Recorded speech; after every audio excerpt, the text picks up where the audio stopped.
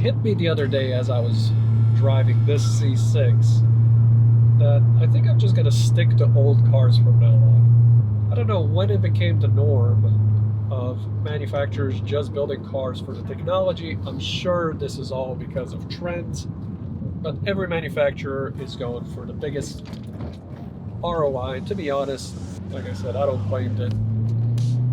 This is what the people want, and the select few of us just have to kind of suffer for it. So it seems like two different types of categories of people are emerging. Either people that just want pure technology, just your iPhone on wheels, or the ones with just so much money and all they care about is speed. It seems like the people that actually enjoy the drive are dying out, and I mean, it's kind of sad, especially considering, you know, we're living in the United States, where that used to be the pastime of so many people. I mean, talking to, you know, people born in the 50s and the 60s that grew up in America, I mean, that was it. You would sit inside your car, you would go for a drive with your family, stop by, you know, get some ice cream, whatever. That was the whole experience. It wasn't a destination that you needed to go to. It was literally get in the car and enjoy the drive. And to be honest, I mean, it stayed like that for quite some time. I mean, it's pretty evident, you know, even in the 90s when I remember all the cars that were around, there was still a pretty decent focus on vehicles and driving. And then kind of towards the early 2000s, there was only a handful of companies that were still building driving kind of machines. I remember I had the 550i, hated that car, but still entertained the thought of getting an M5 with a manual transmission. Can't remember if it was the 2007 or the 2008 when they got rid of the manual transmission, but that was the year that I was looking at. And then they ended up bringing it back because so many of their customers ended up complaining about it. And you just had that V10 slapped to that manual transmission. I mean, every once in a while, I mean, as much as I despise where BMW kind of turned to, I honestly wouldn't mind getting that car. And so it was after pretty much Tesla kind of came out when they started just stuffing technology that everybody just wanted to jump on the bandwagon and not necessarily build cars, it's just building computers. And so now every single time that you look at these vehicles and people talking about them and reviewing them, they're always talking about the exact same thing, how, you know, if the car doesn't have 15 computers in them, oh, these are dinosaurs. And I mean, people just reading from a script, I guess, that they got from some database where probably their other profession is reviewing computers on the side. And everybody kind of fell for it. So the manual transmission started to die out. Every single year you see less and less manufacturers producing them. People aren't enjoying the drive anymore. Who knows exactly what happened in the world? I mean, maybe too much stress. And people started using those vehicles just to go from A to B, and then basically turned on the manual transmission as well. I kind of stopped even trying to describe to people why I drive a manual transmission car. Just like anything else, I mean, people's minds are just so set on it. They don't understand the car person mentality. To them, it seems like a hassle of driving a car like this. And that's fine. If that's you, this video is probably not for you anyways. And you'll see that even some of the newer cars that come out, like for example, when you're looking at the Porsche 911, just how perfectly those cars are engineered. It's just too much technology for my liking.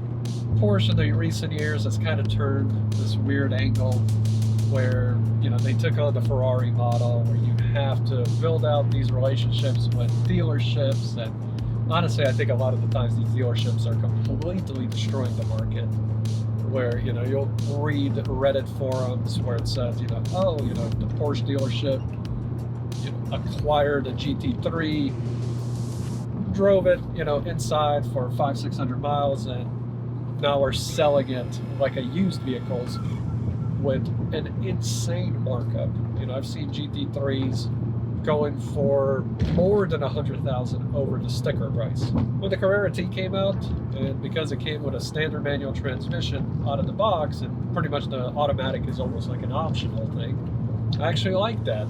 So I called up the dealership.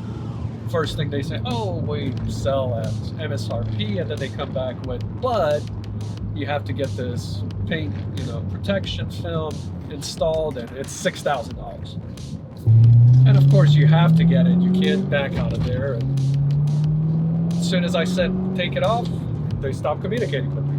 I'm honestly quite surprised that Porsche tolerates that, considering the Porsche customer base is actually pretty loyal. And so would I still buy another one? Of course.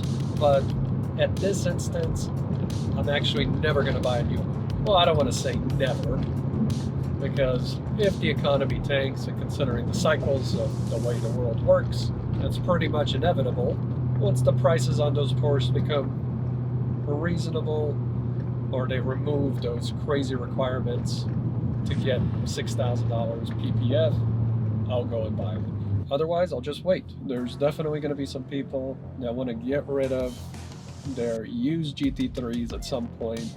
Will they be slightly overpriced? Of course, but it's better than to go buy a Porsche from a dealership, wait for it to depreciate, trade it into that dealership where they take even more money from you, then do that again 3 more times, waste probably over $100,000, and then buy a GT3 that's overpriced to begin with. So price gouging is definitely one of the main reasons why I've pretty much decided to just buy used cars from now on. The other one, again, we kind of covered it. It is actually that dealership experience. I bought an RX350 F-Sport recently, and I honestly thought that the finance guy wanted to fight me towards the end. It was finally after I told him that I was going to contact Lexus, because he's making it sound like the Lexus is completely unreliable, that he backed off towards the end. And after about 45 minutes of going back and forth, the last portion took, I don't know, maybe 5 to 10 minutes to complete. Guy stood up, shook my hand, didn't even say anything, and we walked out. But at the end of the day, I got that car at MSRP, and I was okay with that.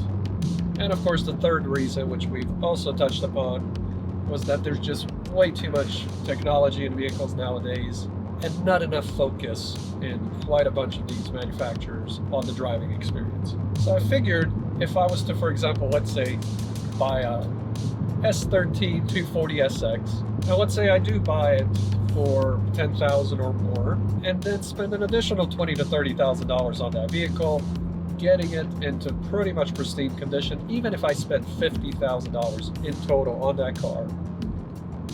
At the end of the day, I'll have a vehicle that's completely to my liking. So when you get into that mindset, you start looking for used vehicles. And so you start finding some that are actually in remarkable condition, stuff that I honestly, if I was to do myself, would probably never get my money back, considering how affordably they're priced. Like for example, when you start looking at like a 1967, 68 Camaro, and it's selling for right around $45,000, and everything was done to that vehicle, why not? Why not just buy it and drive it? If you're worried about the safety, yeah, those vehicles were nowhere close to the kind of safety that these vehicles are, but you don't have to go that far back. You can get a car in the early 2000s, like for example the Porsche 911, let's say something like a 2007, 2008 911, or rebuild it, sure, spend that $60,000, $70,000, $80,000 additional, almost get close to what they're worth right now brand new, but you'll pretty much have a brand new 2007 Porsche 911. My list is pretty much endless. I mean, now it definitely opens up the door. I mean, you're looking at the 90s version of the Viper GTS, the Mazda RX-7. Now that the GT-R R34 is legal inside the United States, you have the R32, the 33, the 34, and of course always the 35 that you can get. Some of them, of course, overpriced, but just like anything, hopefully those continue to come down the more that they're imported. You have the S13, S14, 240s, and I mean, I'm not even going to go into everything else that you can get. And it doesn't honestly all have to even be original parts. You know, one of the forums that I was reading through, you know, you're looking at the F350 Ferrari, which is one of my all-time favorite body styles on a Ferrari. But everybody says you might as well just become Ferrari certified mechanic if you want to own that vehicle. But does it really need a Ferrari engine in there?